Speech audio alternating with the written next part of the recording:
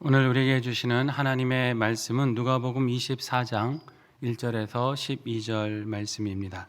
신약성경 139면입니다.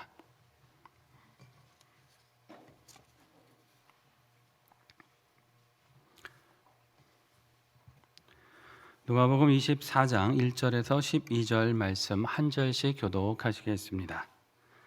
안식 후 첫날 새벽에 이 여자들이 그 준비한 향품을 가지고 무덤에 가서 들어가니 주 예수의 시체가 보이지 아니하더라.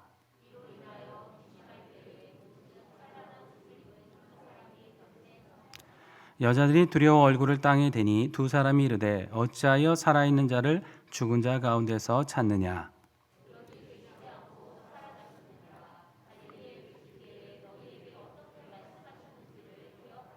이르시기를 인자가 죄인의 손에 넘겨져 십자가에 못 박히고 제3일에 다시 살아나야 하리라 하셨느니라 한데, 무덤에서 돌아가 이 모든 것을 11사도와 다른 모든 이에게 알리니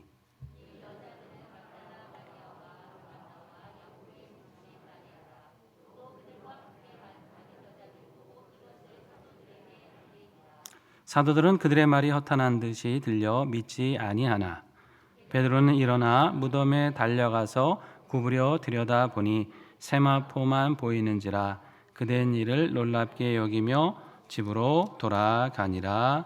아멘. 이는 하나님의 말씀입니다. 성도 여러분, 그간 평안히 은혜 안에 지내셨습니까? 서로를 향해서 이렇게 인사 나누길 원합니다. 예수님 안에 생명이 있습니다.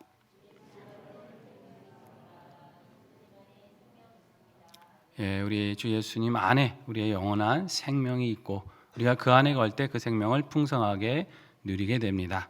항상 주님과 동행하심으로 살아 역사하는 이 생명의 능력 가운데 살아가시기를 축복합니다.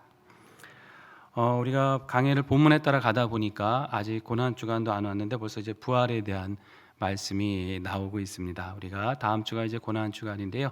또 우리 부활과 함께 또 고난 함께 묵상하면서 은혜 받는 시간이 되시기를 바랍니다. 지난 주간에 이제 예수님께서 돌아가시고 아리마대 사람 요셉이 준비한 무덤에 이제 장사 지낸 바 되었다고 그랬죠. 자, 그 마지막을 누가 보았어요? 여인들이 그 마지막 모습을 보았습니다. 그리고 돌아갔죠.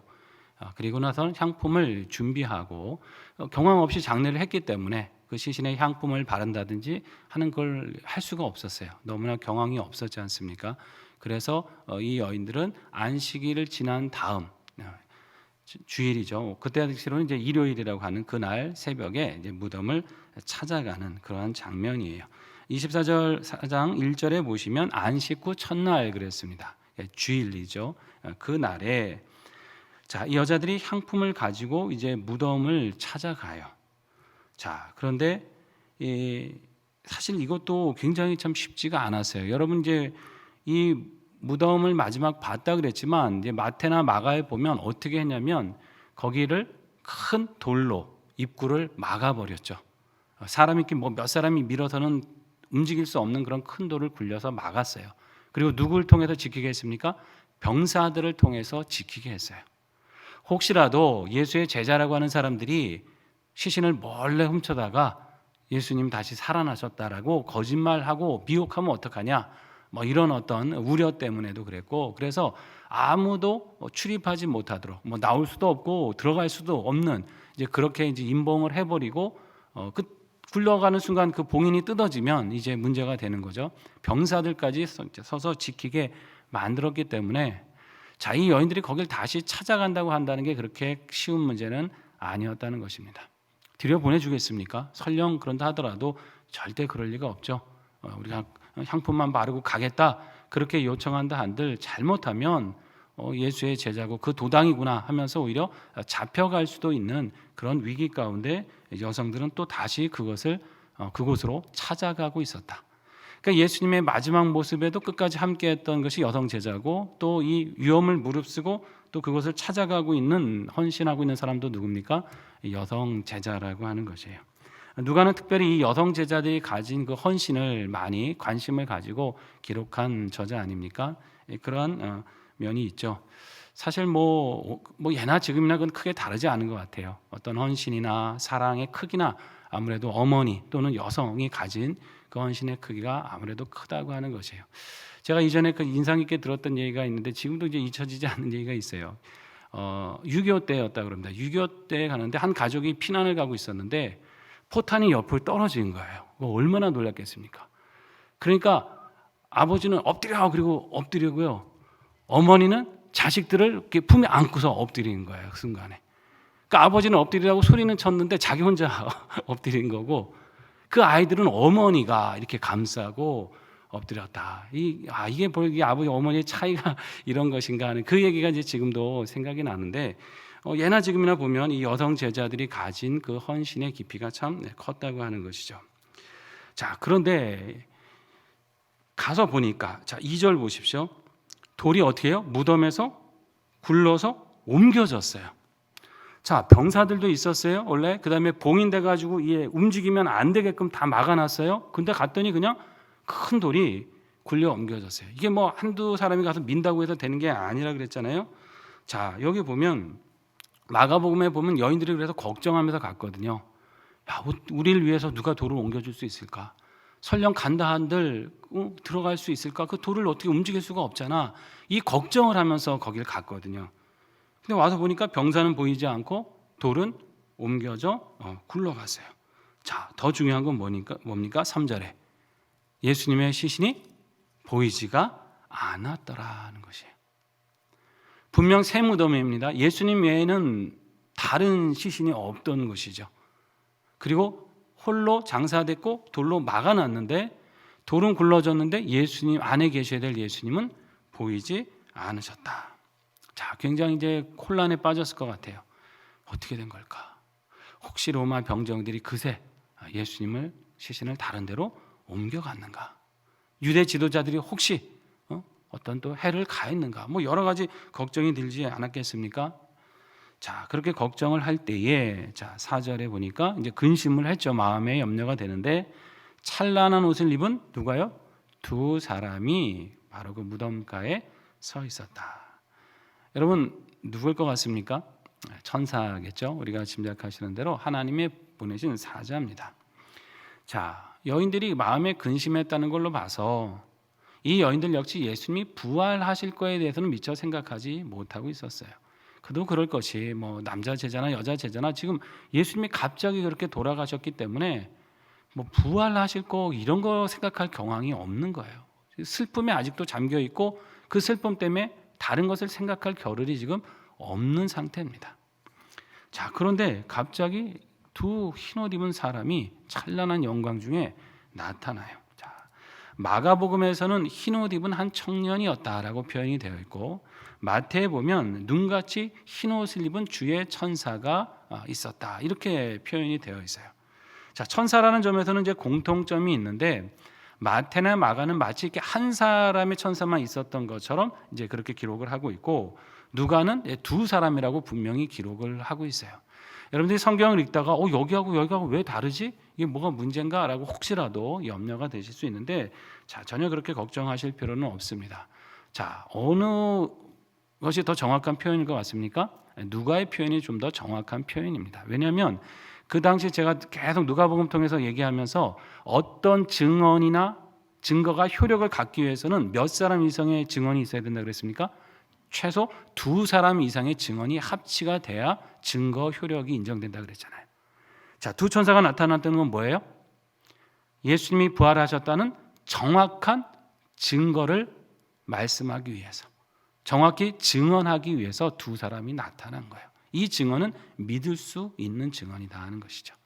마태나 마가는 그럼 왜 한 사람만 등장을 했냐? 아마도 한 천사가 좀 더 주도적인 역할을 했을 거 아닙니까? 더 대화하고 이 모든 상황을 주도적으로 역할을 한 그 천사를 강조해서 표현한 것으로 우리가 볼 수 있다고 하는 거죠. 좀 더 정확한 표현은 두 천사가 맞다고 보이는 거죠. 자, 5절에 보십시오. 여자들이 두려워서 얼굴을 땅에 댔습니다.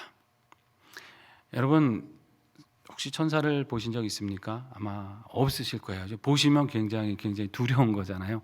초자연적인 존재를 내 눈으로 본다? 이게 상당히 굉장히 기쁠 것 같고 대단할 것 같지만 한편으로는 굉장히 두려운 거예요. 그렇지 않습니까? 구약에서 천사가 나타났을 때는 축복하고 어떤 예언을 하기 위해서도 나타났지만은 심판과 경고를 하기 위해서 나타날 때도 있잖아요. 그렇기 때문에 이게 어떤 상황인지 알지 못하는데 하나님의 그 초자연적인 그 심부름꾼이 존재가 갑자기 내 앞에 나타난다? 이거는 두려울 수밖에 없다고 하는 것이죠. 이 여인들도 마찬가지였습니다.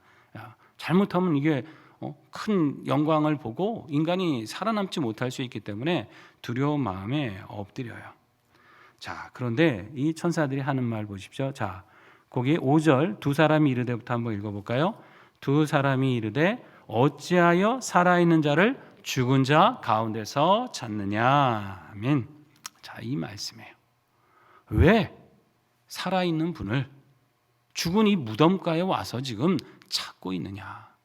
예수님이 어떻게 하셨다고요? 살아나셨다라고 말씀합니다. 자, 살아있는 사람은 무덤가에 머물 수 없는 거 아닙니까? 살아있는 사람은 거기서 찾으면 안 된다는 것이죠. 자, 죽은 자와 산 자의 차이가 여러분 뭡니까? 우리가 역사 속에서 이미 죽은 자들, 위대한 사람들 많이 죽었잖아요. 그 죽은 자들을 만나려면 어떻게 해야 되는 겁니까? 이 땅에서 만나려면 살아서 만날 수가 없잖아요. 죽었으니까. 그가 남긴 책을 통해서 만나든지 그가 남긴 교훈을 접하면서 그 사상을 공부하면서 만나는 거죠. 아, 이런 얘기를 했구나. 이 사람은 이런 교훈을 우리에게 남겼구나. 이렇게 책이나 남아있는 기록을 통해서 그 사람을 만나야 되는 거예요. 그러나 살아있는 사람은 굳이 그렇게 만날 이유가 있습니까? 직접 만나서 교제하면 되잖아요. 직접 대화를 할 수 있으면 가장 좋은 거잖아요. 살아있는 사람은 그렇게 만나는 거예요. 멀쩡히 살아있는데 굳이 책을 통해서 만나고 간접적으로 만날 이유가 없다고 하는 것이죠. 자, 예수님은 책 속에서 찾아주시는 분이 아니라 내 삶에서 직접적으로 만나야 할 분이라고 하는 것입니다. 물론 성경의 말씀을 통해서 우리가 이 말씀을 통해서도 기록된 말씀을 통해서도 만나지만 그 말씀이 살아 역사하셔서 내 삶에서 나를 움직이시고 나와 함께 하시고 나와 동행하시는 그 주님으로 만나야 한다는 것이에요. 많은 사람들이 예수님을 훌륭한 성인으로 생각하며 살아가기도 하죠. 위대한 4대 성인이고 그런 훌륭한 희생적인 삶을 사신 그런 스승이다. 이렇게 얘기를 하고 희생적인 분으로 찬사를 보냅니다. 그러나 예수님은 그렇게 살다 가신 영웅이 아니라 지금 살아계셔서 우리를 만나주시고 우리를 구원하시는 분이다 하는 것입니다. 어떤 사람은 예수님의 생애를 연구하고 분석하죠. 그 가르침의 교훈이 뭐냐? 평생을 바쳐서 연구합니다. 예수님이 연구 대상이 되시는 거죠. 그러나 연구 대상만 되시는 분이 아니에요. 내 삶에 찾아오시는 분이고 우리가 영접해서 만나야 될 분이라는 것입니다. 어떤 사람은 또 예수님을 완전한 본을 보이신 스승, 참 위대한 스승이다. 그같이 모범적인 삶을 산 사람이 누가 있냐? 또 이렇게 찬사를 보냅니다. 분명히 그런 면도 있죠. 훌륭한 선생님이시죠. 하지만 여러분, 그 선생의 모범을 따라간다는 게 때로 얼마나 부담스럽고 힘듭니까? 나는 그렇게 못 살고 나는 부족한데 그 모범만 보여주고 나를 따라와라 했을 때 우리가 그분을 정말 안전하게 따라갈 수가 있습니까? 그렇지 못할 때도 많이 있잖아요. 예수님은 우리에게 모범만 보여주신 분이 아니에요. 우리가 그분을 따르지 못할 때 우리에게 힘 주시고 우리를 위로하시고 우리를 격려하셔서 그 하나님의 뜻대로 살아갈 수 있도록 용기를 주시고 도와주시는 분입니다.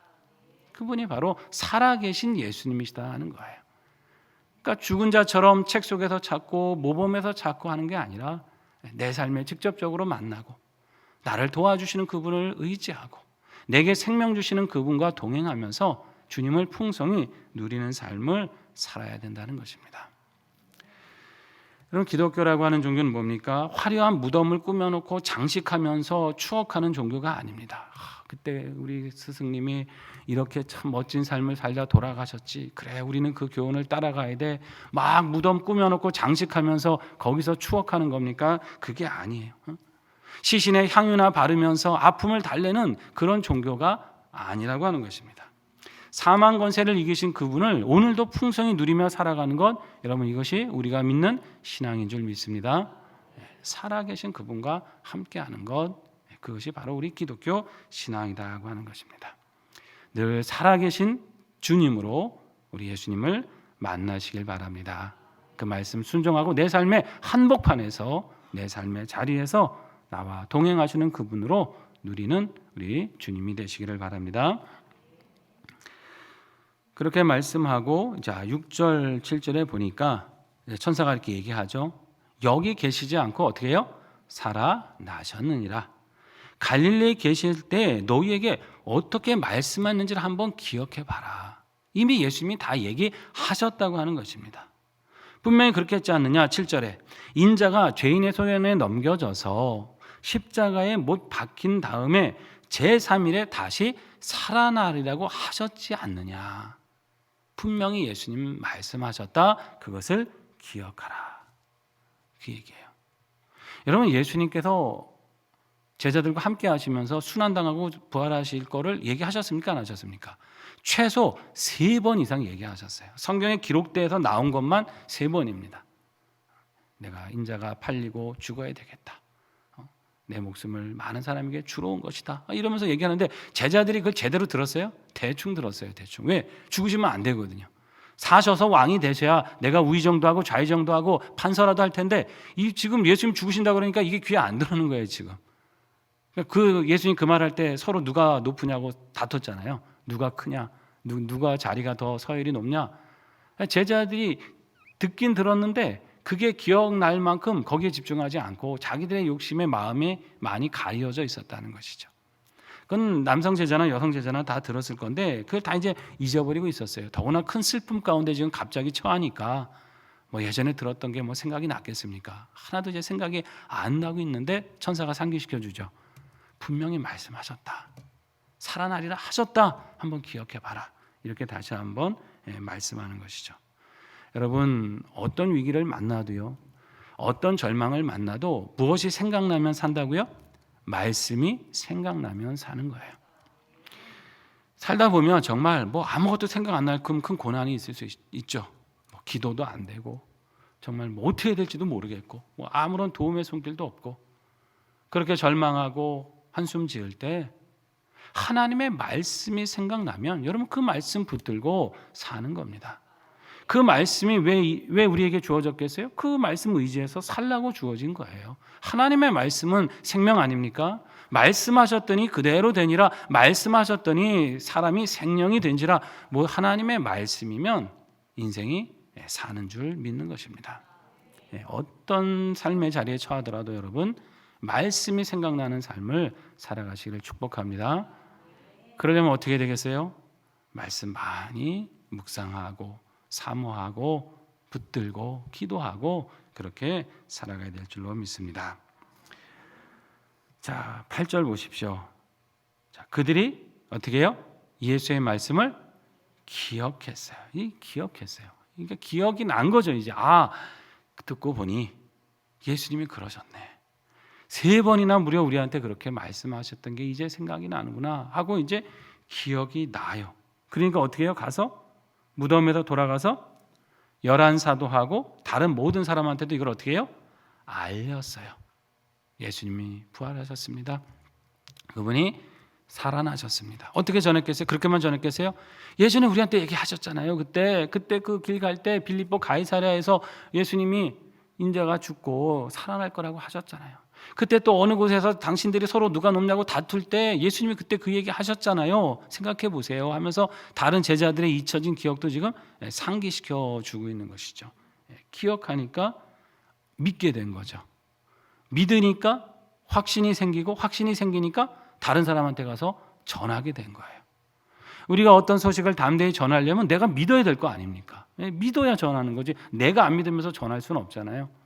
그게 믿어지려면 어떻게 돼요? 말씀이 분명히 내 안에서 생각이 나서 나를 붙드셔야죠. 그래야 그게 믿어지는 거죠. 그러니까 말씀을 생각나니까 믿게 되고 믿게 되니까 전하게 되고 확신을 갖고 살게 되더라고 하는 것입니다. 우리도 항상 하나님의 말씀을 굳건히 믿고 사시길 바랍니다. 야, 이건 정말 하나님의 말씀.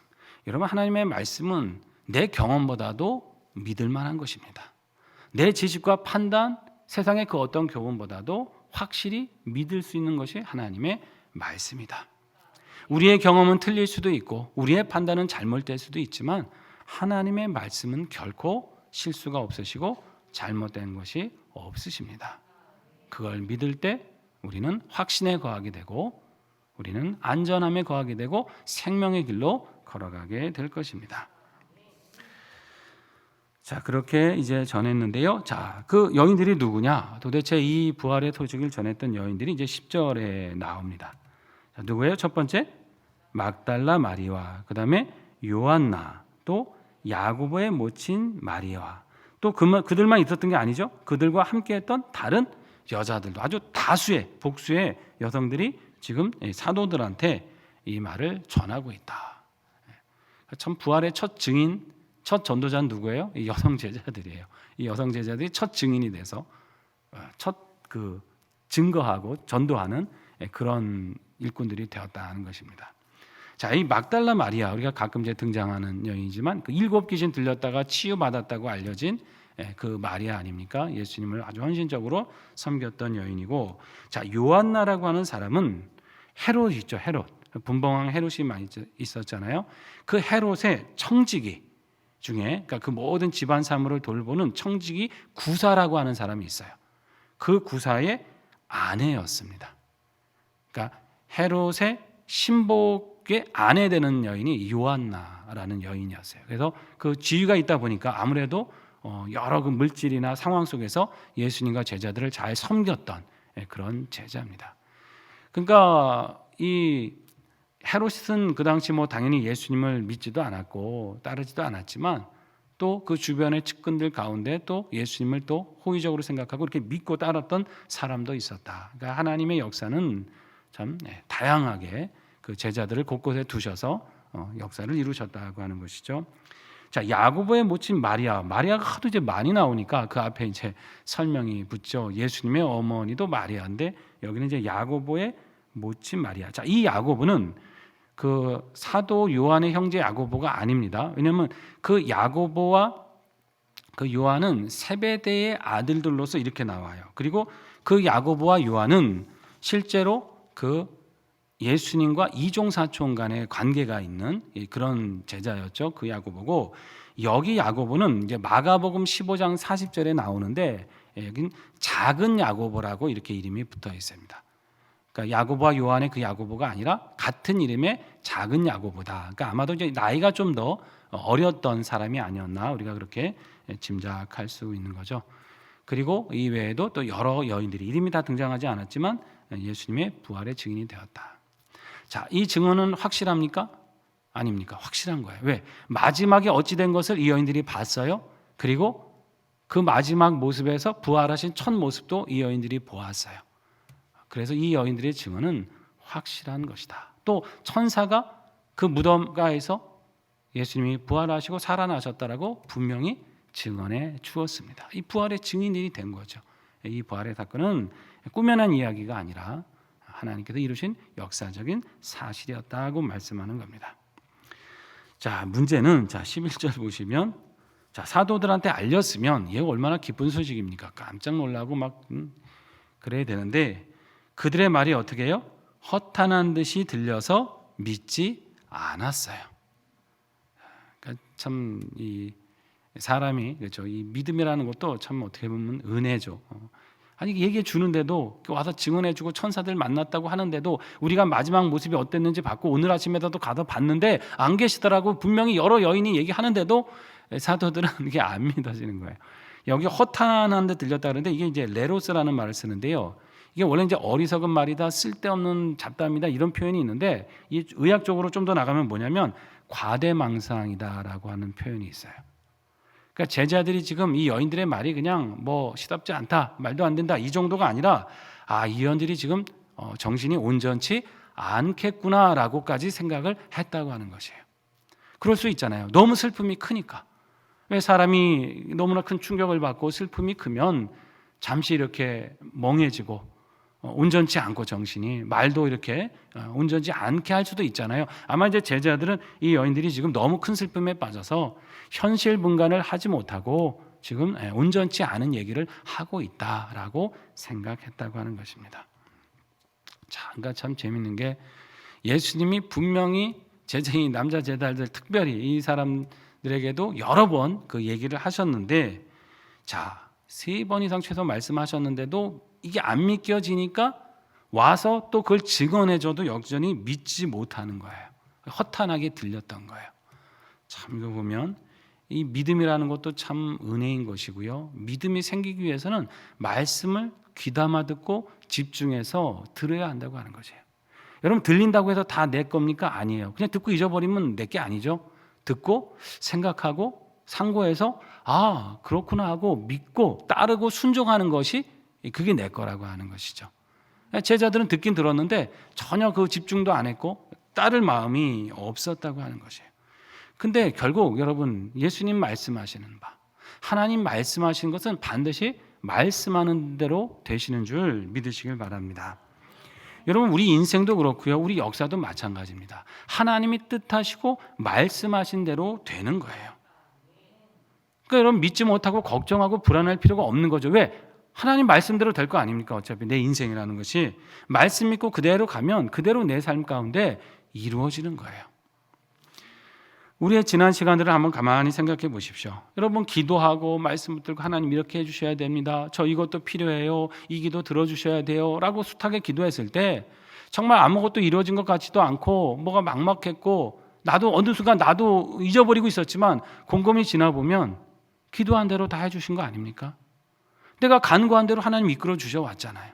말씀 그렇게 의지하고 붙들고 하나님 힘들 때 이 말씀 내가 의지하고 기도합니다. 내게 이렇게 이루어 주세요라고 나도 이제는 잊어버려갖고 언제 그런 기도했는지를 기억도 가물가물하는 순간인데 가만히 돌이켜보면 그때 기도한 대로 다 해주셨네. 내가 원하고 구했던 대로 가장 좋은 방향으로 인도해 주셨네. 여러분, 이런 고백하시게 되지 않습니까? 믿고 기도하면요, 말씀 의지하고 기도하면 말씀대로 되는 줄 믿으시기 바랍니다. 틀림이 없는 거죠. 하나님의 말씀은 우리 안에 반드시 그 뜻하신 대로 이루어 주시는 것이에요. 자, 그 와중에 그래도 12절 보니까 누가 일어났습니까?